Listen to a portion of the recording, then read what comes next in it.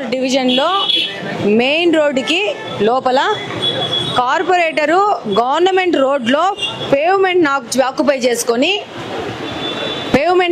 చేసుకొని రూములు కట్టుకొని ఉన్నాడు. ఈయన పేరు అక్బర్ అంట.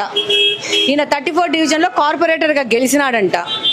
గవర్నమెంట్ నుంచి జీతాలు తీసుకుంటూ వీళ్ళని కార్పొరేటర్గా గెలిచింది. గవర్నమెంట్ ఒక రోడ్లని ఆక్యుపై చేసుకొని పేవ్మెంట్ల మీద రూములు కట్టుకున్నారు జబర్దస్తిగా. అలా స్టాఫ్ వర్క్ చేస్తున్నారు. ఇక్కడ మీరే కదా కార్పొరేటర్ మనుషులే కదా ఇద్దరు. 1 వీక్లో కార్పొరేటర్ ఇది ఖాళీ చేయకపోతే బుల్డోజర్ తీసుకొచ్చి పగల కొట్టేస్తాం. ఖాళీ చేసేమని చెప్పి అక్బర్కి. లేకపోతే క్రిమినల్ కేసులు బుక్ అవుతాయి ఆయన మీద. డెఫినెట్గా వీళ్ళ మీద క్రిమినల్ కేసు బుక్ చేయాల్సిన అవసరం ఉంది. కార్పొరేటర్ హోదాలో ఇలా వచ్చి సమాజాన్ని మొత్తం తినేస్తున్నారు వీళ్ళు.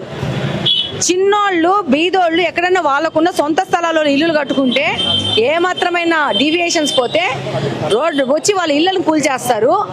ఒక బాధ్యతాయుతమైన పోస్ట్లో ఉండి ఒక కార్పొరేటర్గా గెలిచి కార్పొరేటర్ రోడ్డు మీద షెడ్లు వేసేసుకొని పర్మనెంట్ ఆఫీస్ పెట్టేసుకున్నాడు. ఇది 5 ఏళ్ల నుంచి వైఎస్ఆర్సీపీ గవర్నమెంట్లో గెలిచిన కార్పొరేటర్ పరిస్థితి. ఈ పక్కన రోడ్లో సేమ్ కాలువ మీద మొత్తం కాలువ మీద ఇది కాలువ. ఒక నిమిషం రామ్మ. ఇట్లా కాలువను మూసేసేసి కాలువ పక్కన ఉన్న పేవ్మెంట్ మీద వైఎస్ అవినాష్ రెడ్డి గారు జగన్మోహన్ రెడ్డి గారి నిధులతో ఆరో వాటర్ ప్లాంట్ పెట్టేసి ఈ జగ కూడా ఆక్యుపై చేసేసుకున్నారు.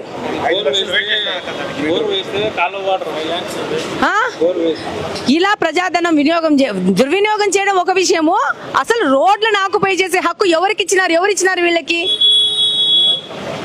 కాలువను రోడ్లో తీసుకొచ్చేసేసి వీళ్ళ రూములు కట్టుకోవడానికి కాలువలు కూడా జరిపేసుకున్నారు. ఇది ఈ యొక్క ఎంపీ గారి యొక్క పరిపాలన. ఈ ఎంపీ గారిని కడప పార్లమెంట్లో గెలిపించుకునేది ప్రజల ఆస్తులు దోచుకోవడానికి.